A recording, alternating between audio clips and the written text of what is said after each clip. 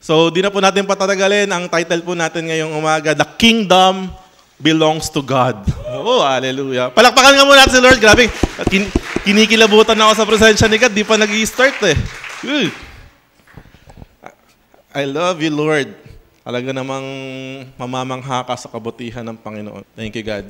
Father God in heaven, Lord, we thank you, God, for your holy presence, sa pagsama niyo po sa amin, sa pagyakap. Salamat, Panginoon, sa lahat ng iyong kabutihan sa buhay ng bawat isa, sa iyong katapatan, for sustaining us, O Lord. We thank you, Father. Right now, God, we're asking na ihanda mo ang aming mga puso't isipan, Panginoon, sa aming pong mga mapag-aaralan. Use me, O Lord, as your vessel, God, as your instrument, para ipahatid sa mga minamahal mong mga anak ang inyong mga wagas na salita. Marami po salamat. Tanggalin mo ang anumang mga gumugulo sa aming mga isipan, para matanggap namin ng matiwasay ang iyong word. Thank you, Lord. To you be all the praise in Jesus' name. Hallelujah. Amen and amen. Thank you, God. Naniniwala po ba kayo na ang lahat ng bagay ay sa Diyos nagmumula? Amen. So, tingnan muna natin. Matthew chapter 6, verse 13, For yours is the kingdom and the power and the glory forever. Amen. Matthew 6:13.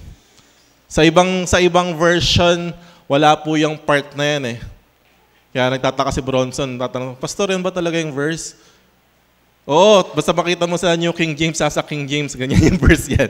Ayan po yung dulo ng Our Father, tama ba? Sa dulo, lead us not to temptation and deliver us from evil. Amen. Hanggang dun lang yung ibang version eh. Pero sa original manuscript, meron nakalagay na, For yours is the kingdom and the power and the glory forever. Alam mo, it's very important for us to know na ang buong kaharian, ang kapangyarihan at kaluwalhatian ay sa Diyos. Every time we pray, every time na we do something for God, kailangan na-recognize natin yun, na-acknowledge natin na ang lahat ng bagay sa Diyos naman talaga nagmumula. Lahat ng bagay sa Kanya nang gagaling. Sabi sa Deuteronomy 10 verse 14, Indeed, heaven and the highest heavens belong to the Lord your God. Also the earth, with all that is in it. Ay, hallelujah. Thank you, God. Kaya nga hindi ka talaga, mamamangha ka na lang kung paano kumilos si God. Kung paano niya iposisyon yung kanyang mga minamahal na mga anak. Yung mga nangyayari, kaya nga magtataka, Lord, paano mo nagagawa yun? Yung nagtataka sila, Pastor Nicky, paano mo na-allow na iposisyon kami sa lugar na ito to na-experience namin yung mga ganitong bagay, ma-witness ng mga mata namin yung wonders na ginagawa mo sa mga pastor sa Korea. Why?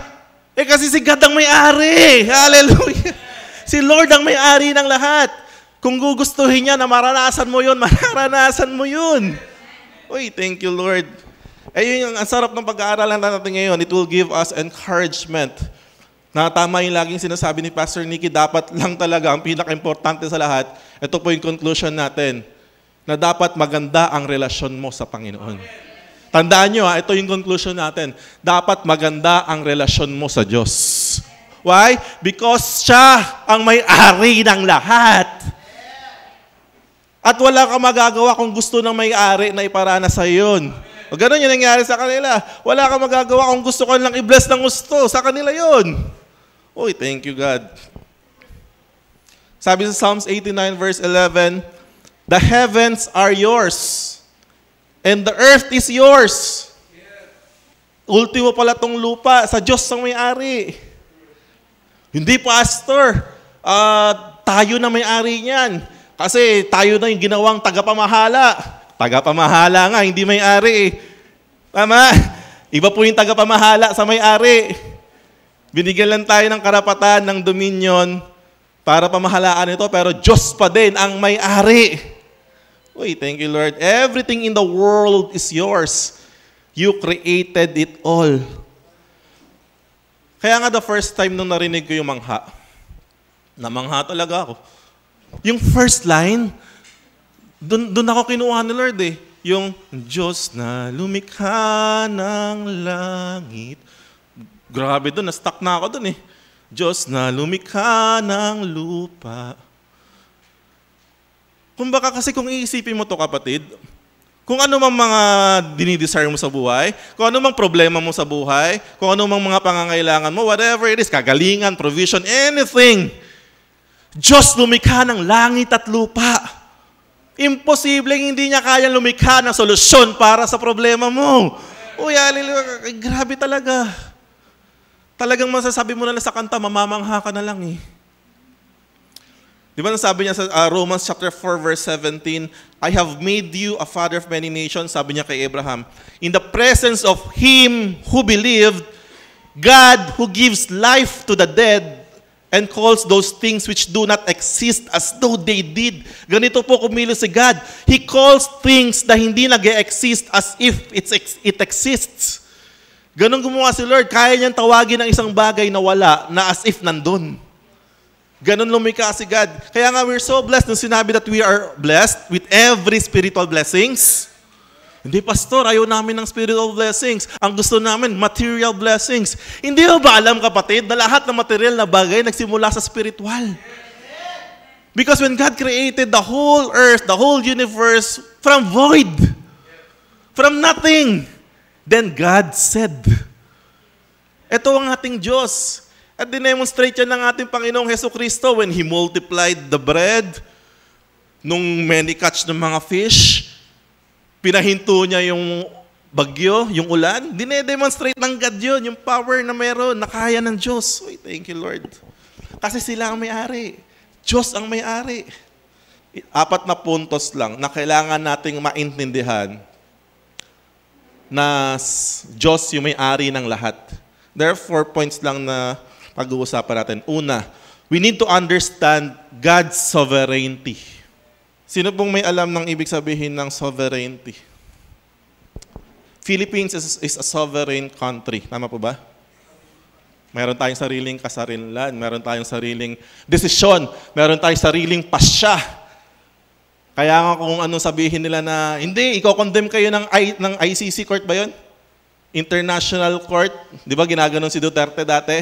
Si Duterte tatawa-tawa lang. Why? We're not under ICC. May sarili tayong kasarinlan. Hindi tayo pwedeng pakialaman basta-basta. May sarili tayong batas, may sarili tayong mga sinusunod. Maraming tanong sa mga tao, na mga human tulad natin, na masasagot, it will fall under God's sovereignty. Maraming bagay tayong hindi naiintindihan sa buhay na doon babagsak sa sovereignty ni God. Mga tanong na bakit, paano, sino, kailan, saan, yung mga ganun na tanong, babagsak yun lahat sa sovereignty ng God. So what is sovereignty? Sovereignty means that God, as the ruler of the universe, has the right to do whatever He wants. Ito po ibig sabihin ng sovereignty. Meron siyang karapatang gawin kung anong gusto niyang gawin. Further, He is in complete control over everything that happens. God is in control. Kaya nga dapat thankful ka na pinanganak kang tao. Tama? Dahil pinahintulutan ng Diyos na ipanganak kang tao. Paano kung pinanganak kang baboy? Paano kung hindi ka pinanganak na tao? Paano kung pinanganak ka na ibang thank you, Lord. Dahil sa kanyang sovereignty, He allows us to be us, tama? Maging ikaw. Tapos magre-reklamo ka pa dahil bakit hindi ako pinanganak sa Korea? Ba't di ako pinanganak sa mayamang pamilya? Kaya nga sinasabi ko mga kapatid, lamang ang taong may pabor ng Diyos. Uy. Because God, meron siyang sovereignty. Silang may mga magandang relasyon sa Kanya. Hindi mo pwedeng sabihin dun sa mayaman, yung mayaman na kinikwento ni Pastor Nicky, hindi mo pwedeng sabihin sa kanya, Pastor, you're so rich. You don't need to do this for us. Hindi mo pwedeng sabihin niya, gusto niya yun eh. Pastor, you're a pastor. You're not supposed to buy super expensive vehicles. Wala kang magagawa dun. Gusto niya yun eh. Kaya nga lamang may magandang relasyon. Kita mo yung relasyon na na-establish nila Pastor Nicky doon for 5 days? For 5 days, nakapag-establish siya ng magandang friendship doon. Lamang ka talaga doon. Lamang na siya doon sa mga ibang Koreano na hindi kilala nun. Ganon ka-importante na ma-establish mo yung relasyon. Doon pa lang yun ha. How much sa Diyos na talagang lumikha ng langit at lupa. Uy, thank you, Lord. 1 Samuel chapter 2, 6 to 8. The Lord brings death and makes alive. Pwede siyang bumuhay, pwede siyang pumatay. Ama? Do you believe in that? Kaya nga I thank God na dito ako sa generation na to'y pinanganak. Hindi sa generation ng Old Testament. Kasi kung babasahin mo yung Old Testament, parang yung ibang tao doon, pinangbabala lang talaga Tama? Yung mga nagiging lang, I really thank God dito sa panahon na to ako naipanganak, sa dispensation of grace. Ikaw magrereklamo ka pa. And He brings down to the grave and raises up. The Lord sends poverty and wealth. Oh. He humbles and He exalts. Kayang gawin ng Diyos yun. Yung iba mayaman, yung iba mahirap. Yung iba, kaya nga sabi nila, do you remember yung merong may kapansanan, tinanong, Panginoon, sino pong may kasalanan dyan? Yung magulang niya, yung tatay niya, o nanay niya? Ang sabi ni Jesus, wala, pinahintulutan ng Diyos yan para maiangat ang kanyang kaluwalhatian. So whatever situation you have, God allows it to happen for His glory. It will never stop there. Tandaan niyo, it may be the starting point of your life, but it is not the end point. Okay ba yun? Oh, hallelujah. He raises the poor from the dust and lifts the needy from the ash heap. He sits them with princes and has them inherit a throne of honor. Oh, hallelujah. Kayang gawin ni Lord yun. Uy, thank you, God. Tandaan nyo lang mabuti. Ano rong kailangan natin? Magandang relasyon sa Diyos. Kasi lamang ang may relasyon. Ito lagi nyo isipin, lamang ang may magandang relasyon. Psalm 115:3, our God is in heaven. He does whatever pleases Him. Kung gustong gawin ng God yan, wala kang magagawa. Pero ito sasabihin ko sa inyo mga kapatid, walang ginawa ang Diyos na hindi maganda. Everything He does is good, very good. Magaganda ang ginagawa ni Lord. Pastor, maganda pa tong buhay ko ngayon. Ang hirap ng buhay ko. Sa mata ng Diyos, maganda lahat ng ginawa niya. Remember Romans 8, verse 28? For we know that God works all things together for the good of those who love Him, of those who have good relationship to Him, of those who are called according to His good purposes. Ay, thank you, Lord. Maging kumpiyansa ka doon na may maganda kang relasyon sa Diyos, maganda ang ginagawa niya sa buhay mo. It may not, yung gusto mong mangyari ngayon, maaaring nasa stage ka ng processing, Lord. Maaaring nasa stage tayo ng talagang pinapatatag pa tayo ni Lord, pinupurun pa tayo ni Lord. Maaaring nga doon tayo sa stage. But it's not the final na stage natin. Tama? Kasi sabi doon sa He's working all things together for your good. For our good. Pwede tayong umasa doon. Sabi ni Lord, at the end of the day, your promise will stand. Don't lose hope. Ito nakakatawa. Ito isang illustration. Si Jesus, nung Wednesday, na-share ko sa inyo yung bago siya umalis, di ba kinausap niya si Peter 3 times. I love you, I love you, I love you. Ngayon, pagkatapos kausapin ni Jesus si Peter ng I love you, I love you, I love you, sabi ni Peter kay Jesus, kasi sumusunod-sunod si John sa likod Habang kausap ni Jesus si Peter, si John sumusunod sa likod. Sabi ni Peter, how about this man? Tinuro si John. How about this man? Alam mo sagot ni Jesus? Sa John 21:22, sabi ni Lord, if I want him to remain alive until I return, what is that to you? This display the sovereignty of God.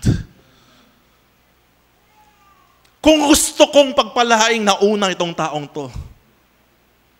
Kung gusto kong unang magkaroon ng season tong taong to. What is that to you? Ang importante ito, you must follow me. Huwag mo nang intindihin yung problema ng Diyos. Huwag mo nang intindihin yung plano ng Diyos sa iba, sa'yo. Importante, sumunod ka sa Kanya. Huwag kang tingin ng tingin sa bakod ng iba. Lord, ang tagal ko na, dapat mas blessed na ako sa taong yon. Lord, hindi dapat ganun, God. Tingin ko naman, yung mga taga-Koreano, same lang din naman kami ng pananampalataya. Bakit sila? Bagas yung, ay nako, hindi po ganun ang sistema ni Lord. If I want to do that to them, what is that to you? Ang importante, you must follow me. In-establish ni Lord yan. We need just to follow Jesus and trust Him na meron din siyang ginagawa para sa atin. Romans 9:20. But who are you, a human being, to talk back to God? Yung mga masyadong mga nagre-rebelde na kay Lord na, Lord, ba't ganun? Who are you, a human being, to talk back to God? Shall what is formed say to the one who formed it, why did you make me like this? Kaya magpasalamat na lang talaga tayo na dahil kay Kristo, hello, listen to this, tayo ay tinuring na mga hari at pari. Whatever it is, sabi lahat po tayo ay ginawang royal priesthood through Jesus Christ. Kaya huwag ka na masyadong magreklamo kay Lord. Bakit ako hindi ganun? Bakit siya ganun? Bakit siya no. You should know who you are. You are a royal priesthood sa mata ng Diyos. Pero yung buhay natin dito, kung ano ang talagang inihandang purpose para sa atin, yun ang lalakaran natin. Tama? Kung nilikha kang engineer, magiging engineer ka. Kung nilikha ka na mga IT, magiging IT ka. Whatever it is, professions, iba-iba yan eh. Hindi kaya nga di pare-parehas eh. Tama? Kung pare-parehas tayong engineer, edi wala nang nag-architect. Edi wala nang mga gumawa, wala nang mga nag-accountant. Tama? Iba-iba nang ginawa ni God. Iba-iba yung purpose. Iba-iba tayo ng pagkakalikha. Pero ang importante dito, we share the same priesthood and royalty. Ayun ang importante doon. We are all priest and king sa mata ng Panginoon. Pero ito yung maganda. Part of God's sovereignty is that despite our unworthiness, kahit hindi tayo karapat-dapat, He chooses to love and save us anyway. Sabi nga, He has the freedom to reset. But because talagang nag-i-stand yung kanyang plano sa ating mga tao, tama? Meron siya plano to extend His kingdom here on earth.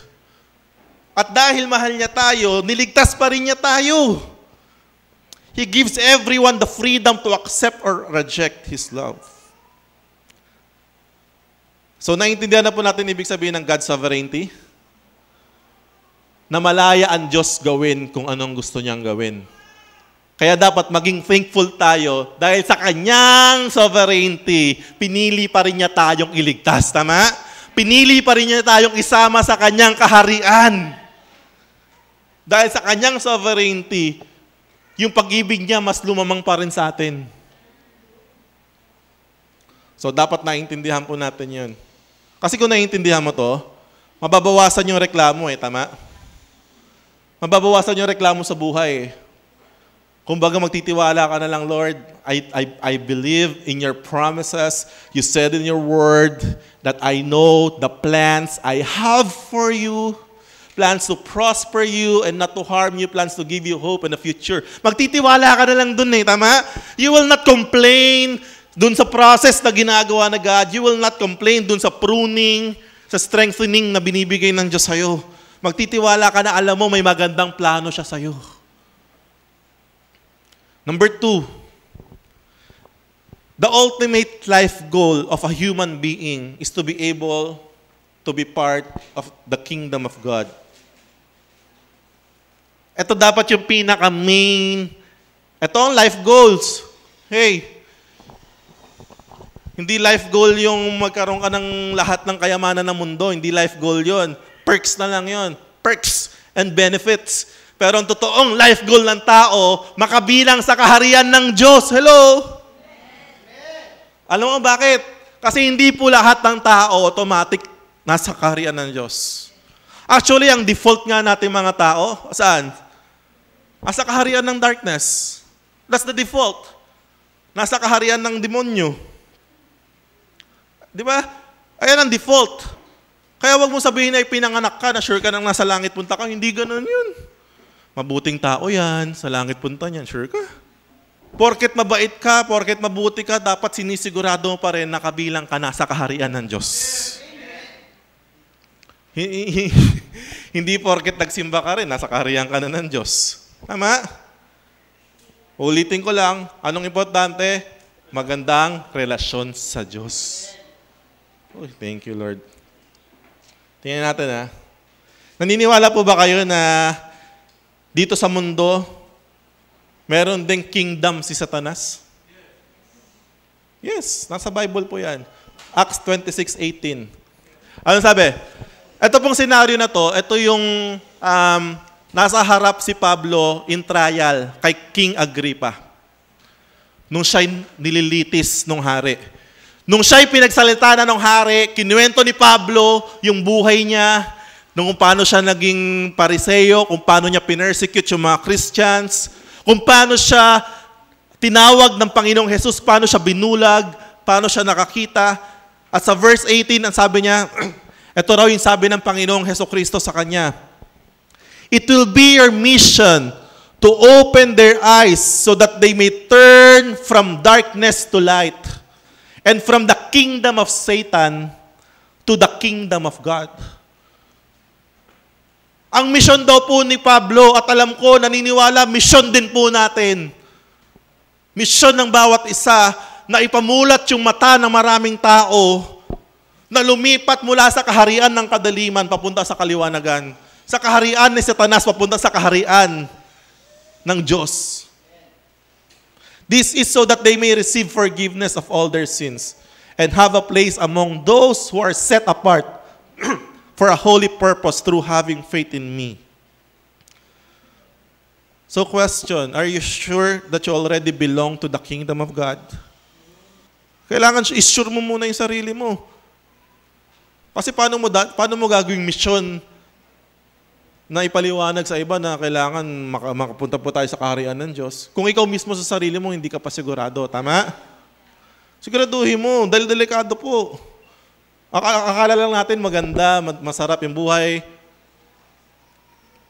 Pero wala pong masarap na buhay pag wala ka sa kaharian ng Diyos. It is our mission to make disciples of Christ, thus extending the kingdom of God here on earth. Hindi ko na po papahabain yan dahil isang preaching na po yung nagawa natin para dyan. Dapat alam na po natin yan. Kaya nga yun yung natin yung Great Commission natin to make disciples. Making disciples is making people turn from the kingdom of darkness to the kingdom of light. Tama? Madala sila sa kaharian ng Diyos. So paano raw po mapapasok sa kaharian ng Diyos ang bawat isa? Do you remember? Ilang buwan na po natin pinag-uusapan, paano mapabilang sa kaharian ng Diyos? John 3:3, huwag niyo pong kalimutan. Very truly, I tell you, no one can see the kingdom of God unless they are born again. This is the initial step. Ito yung unang-una dapat. Kailangan ma-born again. Tanggapin ng Panginoong Jesus. Again, what is born again? It is migration. Para ipanganak tayong muli sa kaharian ng Diyos. So, sino po rito yung sure na kabilang nasa kaharian ng Diyos? Amen. Oh, thank you, Lord. Thank you, God. Number 3, submit to God. Ito na, dito ako medyo magbibigay ng emphasis. Submit to God and let Him invade our hearts and life. Hey,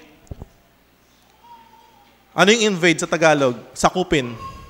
Kailangan po yung nagpapasakop po tayo sa kaharian ng Diyos. Hello? Kailangan nating mag-submit at magpasakop. Tama? Sa kaharian ng Diyos. Why?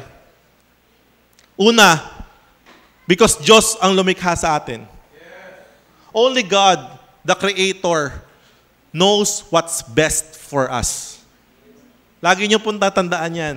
Only the Creator, only the Owner, ang may alam ng tamang allotment para sa bawat isa. Tama mali? Hindi ko pwedeng sabihin sa kingdom na dapat ito po yung sa akin ha. Ito yung magiging inheritance ko ha. Hindi pwede 'yon. Ang magsasabi lang doon yung hari. Ngayon, what we can do is to send a petition, tama? Petition pa rin, pero yung sagot na doon pa rin sa hari. Kaya kailangan natin magpasakop. Anong sabi sa Isaiah 64 verse 8? Yet you, Lord, are our Father, we are the clay. And you are the potter. We are all the work of your hand.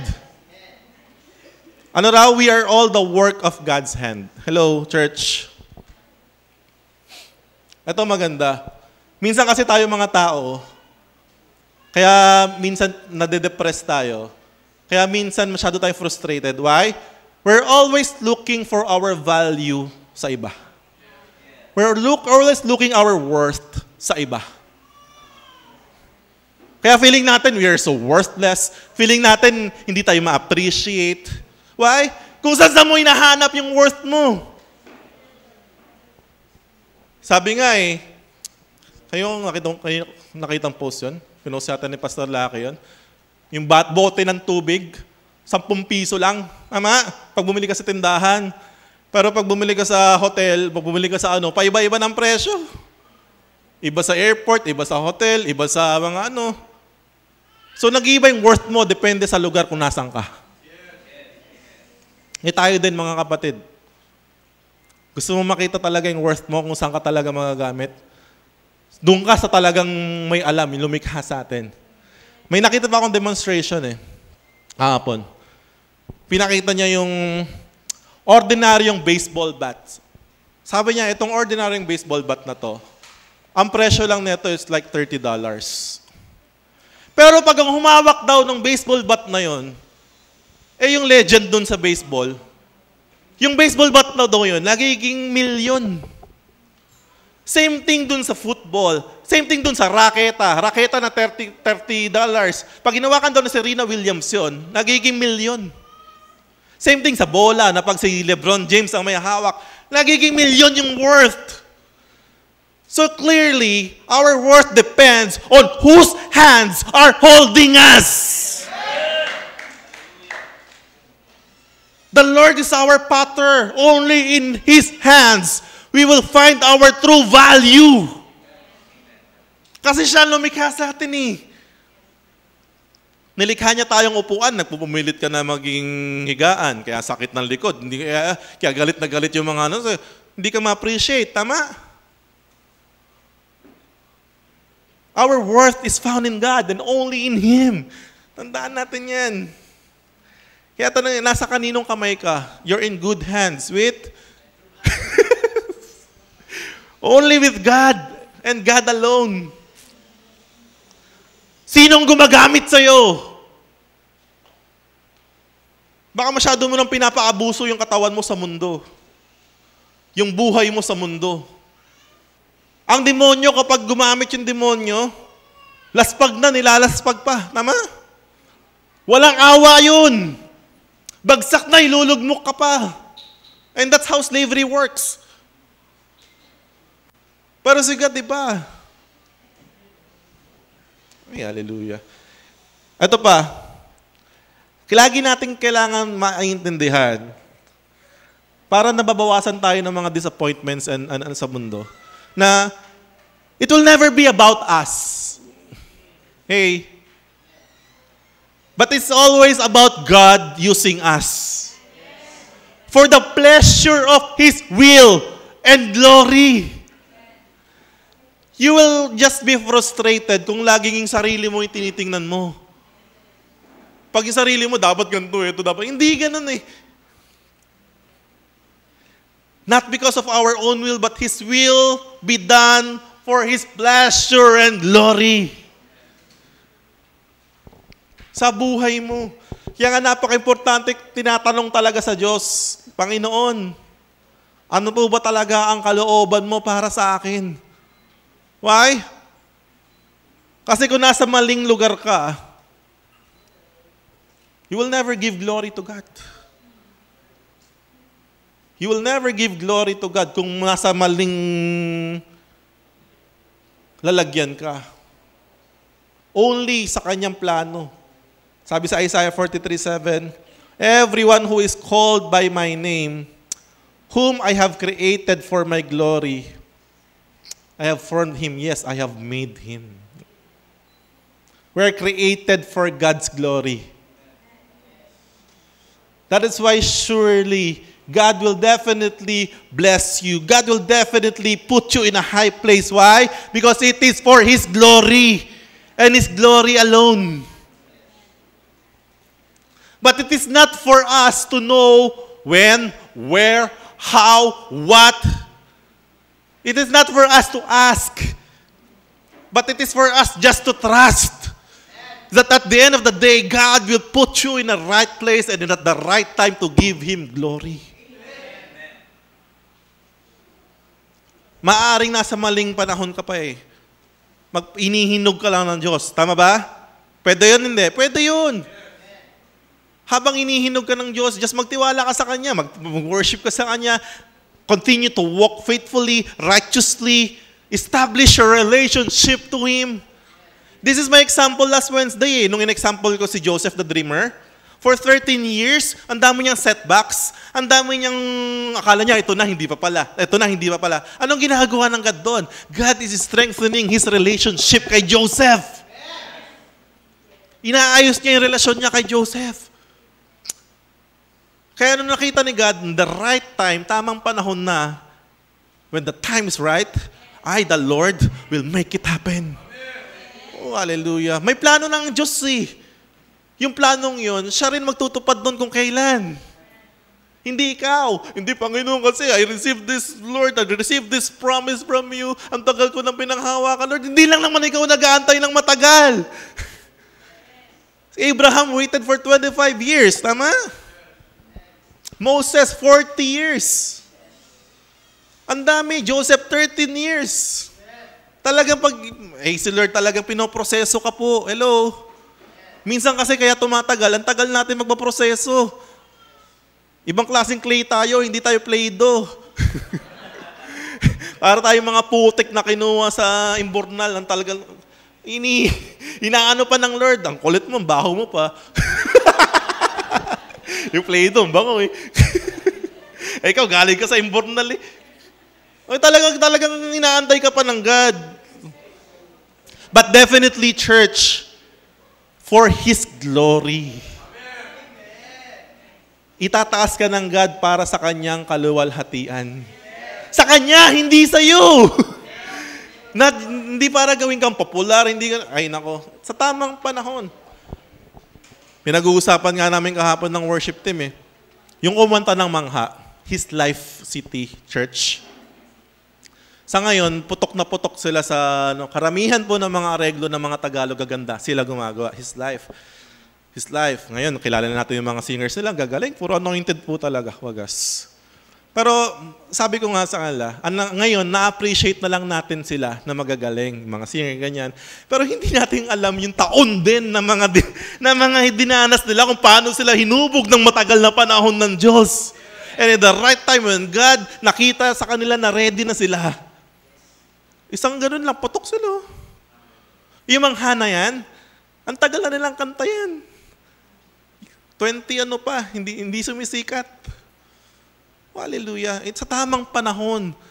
Magpahubog tayo sa Diyos. Dumaan tayo sa proseso ng Diyos, sa disiplina ng Diyos. Siya ang hari. Matalino yung hari natin. Salamat, Diyos. Number 4.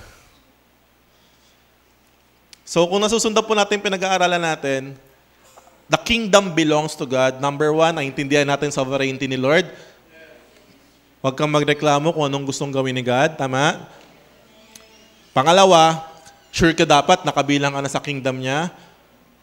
Pangatlo, mag-submit ka at magpasakop. And number 4, this is the reason why we pray and praise. Tandaan niyo to This is the reason why we pray and praise. Why? Sa Diyos nagmumula ang lahat ng bagay. In His pleasure, in His glory, I can do whatever I want to do, sabi nga ni Lord. Hindi ka pwede magreklamo. Tulad nga na sinabi ko kanina, if this is just the inheritance na binigay sa'yo ni God, wala kang magagawa dyan, hindi yung kalooban niya. But you can submit a petition, tama? Panginoon, Lord, this is my petition to you, God. Sana, Lord, may you found favor to my request. Ay, that's prayer. Ay, hindi. Sabi ni Lord, sa panahon na ito, siguro pero hindi pa ngayon. Ganun, Lord. So what we need to do is to keep on praying. Keep on petitioning. Uy, thank you, God. We pray because we are petitioning to God, the owner of everything. Ay, nako. Ang hirap sa atin eh. Pinag-pray mo ng isang beses, hindi mo nakuha ng isang beses, nagtampo ka na kay Lord eh. Sabi, nak naman, hindi pa pwede sa'yo. Tama? Walang matinong magulang, kahit gaano ka-spoiled yung anak niya, kahit gaano niya kamahal yung anak niya, walang matinong magulang na kung humingi ng alanganin yung bata, do kaya niyang ibibigay niya. Tama? Hindi. Walang matinong magulang na ganun. Si Pablo nag-request ng motor, bibilang mo ba ng motor yun? Of course not. But Daddy, I really want to ride a motorcycle. I know I can do it. Kahit na ano magmamakaawa niya, alam ng tatay yun. What he needs to do kung talagang gusto niya, edi habang tumatanda siya, Daddy motor edi pag dumating yung tamang panahon, baka hindi niya nakalimutan na niya, pero yung tatay hindi. Yung pinetition, hindi. Pag nakita na tama na yung panahon, baka hindi lang motor ang ibigay sa kanya. Oh, hallelujah. Thank you, God. Kaya nga, sabi lang, this is my favorite verse when it comes to prayer. Sabi sa Philippians 4:6-7, do not be anxious. Hey, do not be anxious about anything. Huwag ka raw mabalisa sa lahat ng bagay. But in every situation, by prayer and petition with thanksgiving, present your request to God. I-present mo lang i-present yung request mo. Walang problema dun. Hindi, pastor, kasi ang dami ko ng request eh. Kasi baka nakakahiya na kay God. Baka hindi nakakaya nung table niya yung request ko. Ang dami na kasi. Para mo namang minamalitan Diyos niyan. Meron bang hindi kayang gawin ng God? Tingin mo ba hindi kayang basahin ng Lord yung request mong pagkataas-taas? Ay, grabe naman. And the peace of God, which transcends all understanding, will guard your hearts and your minds in Christ Jesus. This peace will remind you. This peace will tell you that at the right time, anak, magtiwala ka lang. Kaya mapapanatag yung puso at isip mo. Bigyan ko kayo ng isang story sa Bible when it comes to prayer. Lucas 11:5-8. Sinabi pa rin niya sa kanila, this is right after Jesus Christ preached about yung Our Father, the Lord's Prayer, sa Luke na version. After sabihin ni Jesus yung the Lord's Prayer, verse 5, sabi niya, sinabi pa rin niya sa kanila, ipalagay nating isang hating gabi, isa sa inyo ay nagpunta sa inyong kaibigan at nakiusap, pre, pahiram muna ng 3 tinapay, Gar. Dumating kasi yung isa kong kaibigang naglalakbay at wala akong maihain sa kanya. At ganito naman sagot ng kaibigan mo nga sa loob ng bahay. Huwag mo kong gambalain. Sarado na ang pinto at nakahiga na kami ng aking mga anak. Hindi na ako makakabangon para bigyan ka ng kahit ano. So may rejection. May roadblock. Pero sinasabi ko sa inyo, hindi man siya bumangon dahil sa kanilang pagiging magkaibigan. Babangon siya upang ibigay hinihingi ng kaibigan dahil sa pagpupumilit nito. There's persistent in prayer. Huwag mong tigilan ng iyong panalangin. Alam mo kasi, sa akin ito po yung rema sa akin sa persistent prayer. Alam mo, bakit minsan gusto ni Lord talagang pinag-pray natin siya, hindi natin tinitigilan? Why? Minsan kasi lumalapitan tayo sa Diyos pag may kailangan tayo eh. Pero yung time na yon, God is valuing that time. Why? Because nakakausap niya yung mahal niya eh. Nagkakaroon siya ng fellowship sa mahal niya eh. Kaya minsan hindi rin sinasagot ng God agad. Para mag-pray ka na mag-pray. Magkaroon ka ng fellowship at communion kay Lord araw-araw. Eh kung nung first time mo pinag-pray yung binigay niya na, baka di ka na nag-pray ulit. Next year ka na nag-pray. So minsan, prayer talaga is used to strengthen and deepen our relationship to God. Kita mo yung mga prayerful na tao, talagang grabe yung pagmamahal nila sa Diyos. Totoo. Every Tuesday, mga intercession, nagpupunta. Because, kita mo, ewan ko sa inyo, yung mga nag-attend ng intercession, di ba mas na-in-love tayo kay Lord? Mas na-i-in-love kay God. Eh yun, every Tuesday. Eh yung kinuwento ni Pastor Nicky kanina, araw-araw daw, nag-pray muna sila, alas 6. 5 to 6, 6 to 7, every day they're praying for 1 hour. Those who really pray kay Lord, talagang mas lumalalim yung relasyon sa Kanya. Compared to those na nagpe-pray lang pag may kailangan na. Grabe naman yung mga yun, araw-araw nagpe-pray, di ba naubusan ng pangangailangan yun? Hindi lang naman kasi pagdating sa pangangailangan yung prayer eh. The prayer is the time you're communing to the Lord of Lords, the King of Kings. Nasa side button na lang yung mga needs natin, mga petition natin. Especially when we pray in tongues. Baka yung isang pray ng tongues mo ng 5 seconds, nandun na lahat ng petition and request mo eh. Then the remaining ilang 59 minutes, na-praying mo, hindi mo na alam yung pinag-pray na spirit na yun. Spirit to spirit na, sigat na. And you do not know, you're accomplishing super duper daming bagay. Why? We do not know what we ought to pray. But the Spirit alam. Yung alam natin pag-pray, napakaliit na portion lang yun. Pero yung Spirit na ginagamit tayong prayer, sabi nga, in intercession, hindi natin alam, napakaraming naboborn again na ibang tao na tayo ang nag-pray. Hindi mo na alam yun. But the Spirit knows. And as we do that, alam mo kung ano yung reward natin? Deepening and strengthening our relationship to God. We're falling in love to the Lord. Hanggang maging sistema na natin. Whenever we need something, we pray. Whenever nag-worry, we pray. Whenever mag-praise, we pray. Pray ng pray. Nasasanay na yung sistema natin. Ulitin natin. Naalala niyo yung conclusion natin? Strengthening the relationship lang sa Diyos. Oy, hallelujah. Isa pa yung example. Ito naman, Lucas 18. Sa prayer, persistent prayer din. Galing, no? Jesus, 2 beses siya nagturo ng persistence in prayer eh. Sa Luke 18, sabi niya, isinilaysay ni Jesus ang isang talinghaga upang ituro sa kanila na dapat silang laging manalangin. Nakita niyo yan? Hindi lang basta manalangin eh. Laging manalangin. At huwag mawala ng pag-asa. Do not lose hope in whatever you're praying for. Do not lose hope. Hindi mo man nakuha ngayong araw, pag-pray mo pa rin. Huwag mong tigilan. Si Jesus mismo nagsabi, dapat laging manalangin, huwag mawala ng pag-asa. Hindi man ito ang panahon na para sa iyo. Sinabi niya, sa isang lungsod ay may isang hukom na walang takot sa Diyos. Ang galing, oh, si Lord gumamit po na example sa walang takot sa Diyos. Ay, grabing sovereignty ni Lord yan. Kaya naalala ko nga isang kwento eh. Kwento na naman, no? Yung may nagka-pray araw-araw doon sa porch niya, sa balcony niya, sumisigaw siya, Panginoon, I believe that you will bless me, O Lord. Araw-araw, doon mismo, sa veranda nila, Lord, I believe you will bless me. Eh si Satanas, napadaan doon sa lugar nila. Narinig, nagpe-pray. Alam mo, ginawa ni Satanas? Nag-grocery, Brad. Nag-grocery, Satanas, ang dami. So nilagay niya doon sa tapat ng balkonahin ng tao.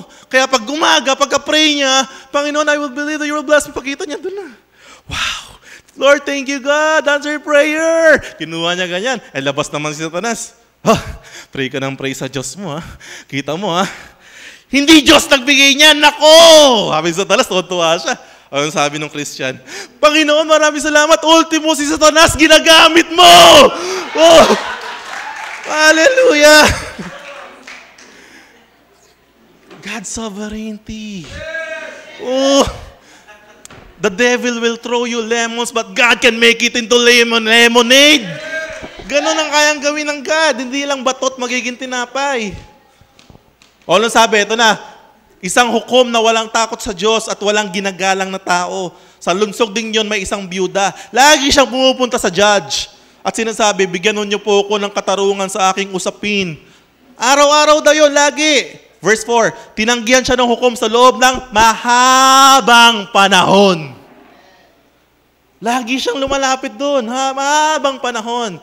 Gano'ng katagal mo na bang pinag-prayan? Parang gusto mo nang sumuko sa Diyos. Ngunit nagmagtagal, ay sinabi ng hukom sa sarili, kahit ako'y walang takot sa Diyos at walang ginagalang na tao, ibibigay ko na ang katarungang inihingi ng biyudang ito sapagkat lagi niya akong ginagambala at baka mainis pa ako sa kapupunta niya rito. Kumbaga, ginrant yung request niya dahil nainis.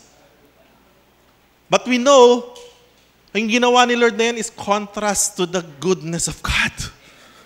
God, sa ating persistence in prayer, one day, sabi ko nga makikita ni Lord that this is the right time for this person to receive what he is praying for. Don't stop. Pray with faith. Faith is believing in things that we do not see. Amen? And hoping that everything we hope for will come true, will come to pass. And that's faith. Ang hirap kasi sa atin, alam mo yun, ginagawa natin genie si Lord. Gusto natin pag pinag-pray, bigay yung kala ko ba, God, Diyos ka ng lahat. Hindi nga ganon. Hindi ganon si Lord. Si God matalino. God wants to establish the relationship. God wants us to have faith. God, tinuturuan tayo na talaga lumakad sa kanyang kingdom, lumakad sa kanyang katwiran, hanapin ang kanyang kingdom. Pag nasanay na po yung sistema ng buhay natin yan, whatever we prayed for, sabi, will be done for us by my Father in heaven, sabi ni Jesus. Oh, thank you, Lord. And last, ito, hindi ko na elaborate. We praise because of God's goodness and grace and mercy. Now we praise God! Kasi alam natin, Diyos yun eh! Yung kumilos, Diyos! Hindi tsamba, hindi magaling, hindi talagang sobrang sipag at taga, hindi. Pabor ng Diyos yun sa taong may relasyon sa Kanya. Uy, thank you, Lord. That's why in conclusion, so yun na, nasabi ko na yung conclusion ko nung umpisa. It is very important to have a good relationship to God. Because He owns the kingdom, the heaven, and the earth, and everything in it. Ano sa tingin mo ang bagay na hindi kayang ibigay ng Diyos sa'yo? Kung ang kanyang sariling anak ay naipagkaloob sa'yo, ano pang hindi niya kayang ibigay? Just maintain a good relationship to Him. That's the key. Amen? Kasi si Lord sabi niya, He will never give pearls to the pigs. So maintain a good, we are not pigs. Amen po ba? We are not pigs. Mukha lang, pero we are not. Medyo malaki lang, pero we are not pigs. We are the chosen generation, a royal priesthood, a holy nation, people belonging to God. Amen? Thank you, Lord. So maintain a good relationship. Know His sovereignty. Maging kabilang sa Kanyang kaharian. Oh, hallelujah. Thank you, Lord. And enjoy nyo yung talagang relasyon sa Diyos. Then keep on praying and praising God. Hallelujah. And to God be the glory po. To God be the glory. Thank you, Jesus.